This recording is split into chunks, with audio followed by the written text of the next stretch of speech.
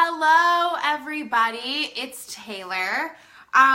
Really excited to share this with you guys. So this live stream is really for the people who feel like their content is hit or miss, and they're really starting to wonder, like, is this success I've built in my business? So whether that's 3K months, 5K months, 8K months, even 10K months. I mean, I've even heard this from people who are at 20K months, right? So is the success that I'm having in my business by luck or by chance? And I'm sharing this because I felt that way before, right? Like, I've wondered, is the success I'm having in my business by luck? Like, is it really going to keep happening? And I felt in the past too, like, oh gosh, I felt this a lot in the past. Like, sometimes I would do a post and I would be like, oh, hell yeah, like, I am the best, like, content creator out there. Like, my content is the best. It rocks. And then I'd post another post and I'd be like, well, what the fuck? Like, that went absolutely nowhere. And that was supposed to be, like, a really good post, right? So we're going to talk a little bit about that. Who is on with me live? Say hi. If you're on the replay, say hey too, because I'd be curious to know who's on.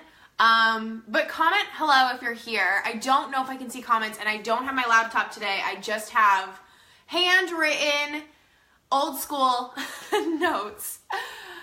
Oh, hey Megan. Okay, cool. I can see your comments, guys. That's good to know. Okay, so really freaking pumped to share this with you guys, okay? So comment, put a yes or a 1 or something in the comments if this is you, okay? Your content feels very hit or miss. So it's like I was just saying, sometimes you post and you're like, damn, that was good. Like, I know what I'm doing. And you get these comments and you get this engagement and you're killing it. And then your next post, you're like, what? Like, I thought that was good. And it goes nowhere, right? Like, actually, it does go somewhere. It drops way down to the bottom of Facebook, right? You feel sometimes like your success is maybe by chance or by luck. Like, you don't really know how to repeat it. And maybe that's why your income is kind of like up and down. Maybe it's not, but you still have that feeling like you don't feel super secure that you can always do this over and over and over, right? Or you're holding back a lot, okay? So who's holding back here? This is everybody, to be honest. This is everybody on here, probably. There's very few people in the online space that are not holding back at all, right? And then there's still some things that I hold back on, right? Because it's terrifying to put yourself out there. It really is. It's terrifying to put yourself out there, to be 110% authentic. Like, how many of us are actually 110% authentic and just put everything out there for the world to know, even offline, right? Even to our friends and family. We're always, I mean, maybe not always, so whatever, but I think most of us are always kind of holding back at least a little bit. That's what we've been taught to do, right? We've been taught to, tell me if this resonates with anybody, but this definitely resonates with me. So some of the beliefs that I had until pretty recently, to be honest with you guys, were things like, it's better to just say nothing at all than say something that may cause confrontation with somebody. So that was just like a belief that I think I taught myself just from things that I saw. Like, I saw if I started confrontation, that was bad, and I am not a very confrontational person. So I made this own rule in my head of, if what I'm going to say might start confrontation, then I might as well not say anything. Anybody feel like that? There was another thing that I was doing too, where it was like, what was it? Oh, I don't know. I had this weird thing too about if it was going to make somebody uncomfortable. Oh, okay, this is what it is. If I was going to say something that would make somebody uncomfortable, I wouldn't say it either. Even if it wouldn't start confrontation, but it would make them uncomfortable, I wouldn't say it. And that was because I was taking the responsibility of everybody's emotions and feelings into my own hands, right? Making how people respond to things, how people react to things, how people feel about things, my responsibility to control, which is absolutely freaking bizarre, but I was doing that. And I think all of us have been told at one point in our lives, and some of you may have been preached this by your parents. I wasn't actually preached this very much, to be honest, but I know a lot of people who were. And so for me, it was, if you have nothing nice to say, don't say anything at all, right? To filter yourself. What else? A lot of us were taught to be kind, to be humble, you know, things like that. Maybe some of you were taught not to be in the forefront, not to be the star of the show. I don't know. But a lot of us, pretty much all of us, there's very few people in the online space that are not holding back at least a little bit. And there's really very few people in the online space that are not holding back a lot. Okay? So let's see what else is on these notes. So if this is going on, what's actually going on? So if your content feels very hit or miss, it probably means that you don't really have a very solid content strategy that you know works, and you probably don't have a really tight grasp on what your goal actually is with your content. And let me tell you this, okay guys? If your goal with your content is to fill your next program, or it is to sign your next few clients, right? You're doing it wrong. And you will always be in this continual cycle of my content's hit or miss, and I feel like my success is by luck and by chance, or by chance, right? Because what we have to be doing is building a community. And we also there's kind of two goals. It's to be building a community, and it's to be building raving fans, which it's one goal. It's the community. It's the raving fans. So for me, I have people who are always on my Facebook Lives, who are always engaging with me, who are in my inbox, who are on my posts, and they're seeing it, and they're on my email list. They're seeing everything I do, and they buy continually from me. So here's what I see a lot of the times is that somebody will know me for like 6 months and then finally buy from me, right? Which sounds like a bad thing, but here's the thing. This is very normal for people in the online space. And I'll be honest, I've had people pay me 10 grand in full who knew me for a few days, and that's multiple people, okay? So it doesn't have to be that way. However, it's not a bad thing either because I haven't been about, this is what we were taught when we were newbies, right? Get super visible and sign your next few clients, and then we'll get to the rest, right? Like that's usually what our first coaches tell us. And so we're in this cycle of get really visible, sign clients. Okay, now get really visible again and sign clients. Okay, and it never ends. For me, I started my community before I started my business, right? So I started growing a Facebook group before I even wanted to be a coach. Like literally I didn't want to be a coach. Like that's the story that was in my head. I never even really thought about it. Like it wasn't something I desired at the time, but I was building a community on Twitter and this very same Facebook group. This Facebook group is my very first original Facebook group, right? And you will not catch me deleting it because that is not what my business is about. My business is about building community and raving fans. And if you're here, you're here for a reason, right? So that's one thing that you very well may be doing wrong. And yes, there's a way to build your community and build raving fans and sell right now. But what's really cool is long term, you will always have people, always, every week, every month, who are ready to buy, who have not been ready to buy in the past, but are ready to buy today and this week and this month. Cool? So I want to change your perspective on that. So if you're focusing on that, short-term success, please shift your focus because I promise you when you start focusing on the long-term success, the short-term success will come with it. Always, okay? Let's see. That's the first thing. Oh, I wasn't even following my notes and that was right.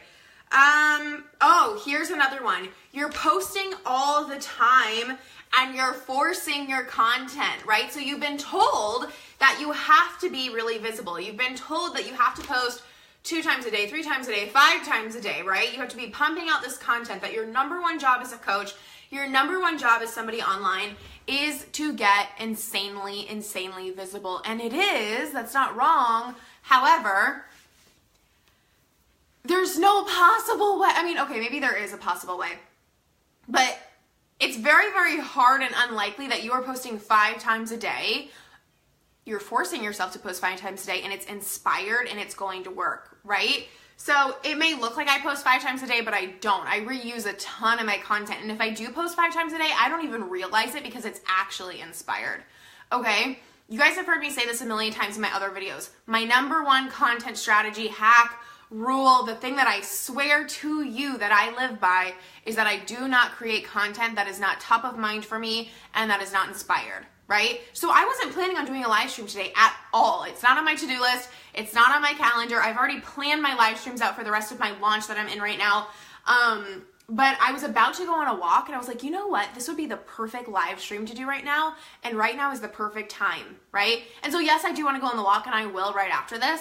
But I was like really wanting to get on here. And that's why I have these notes because like you guys like, do you see that's a lot of notes, but it's kind of a lot of notes. I was just excited, okay? Oh God, and this is not optimal day of the week to go live. This is not optimal time to go live. This is not planned.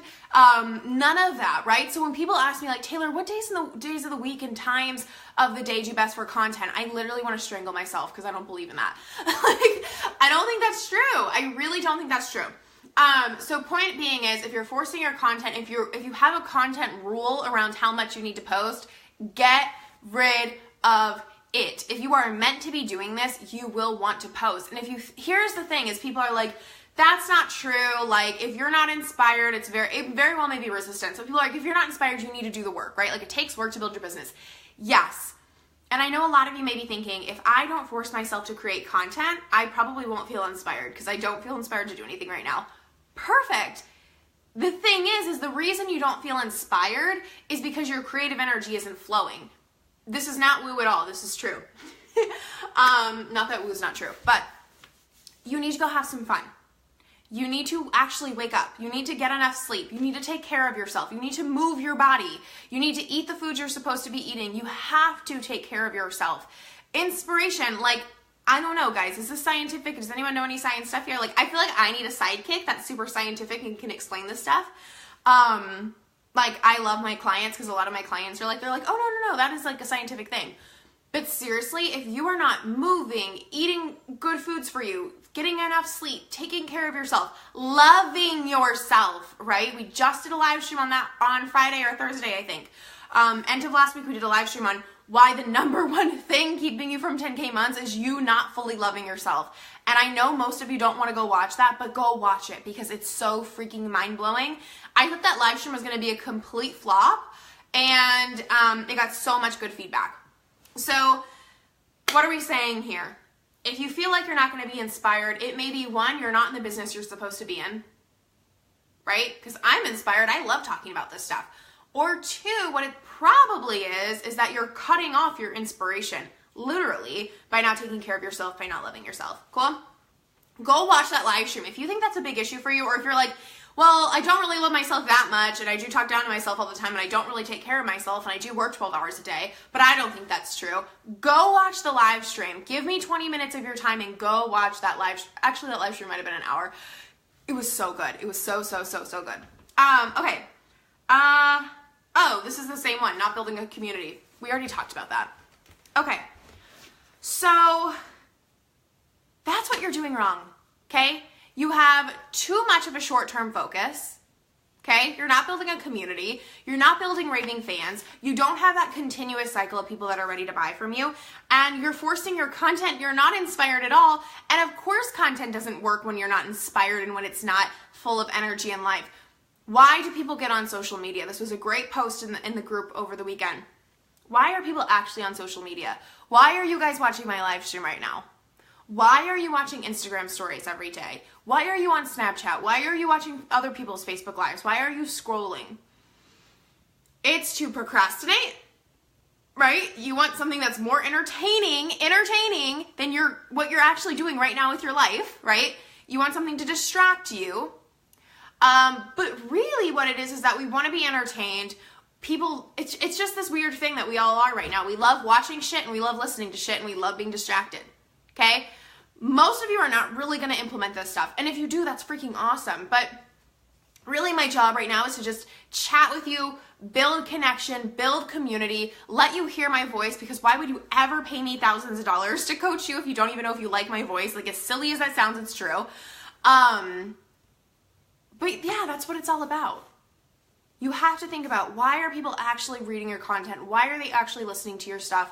And show up how you're supposed to be showing up. And it will become natural. Okay? I don't know if that makes any sense, but it does make sense because it's true. Okay, here's the deal. The deal of the day. I really wanted to get on here and talk to you guys about this one, because these two things that I told you guys, focusing on the short term instead of the long term, not building your community and forcing your content, if you just end this live stream right now and you implement those two things, it will change your content for you. It will change things in your business. Your content is going to flow so much better. It's going to get more engagement. It's going to feel more fun. And it will actually create that continual cycle of paying clients, okay?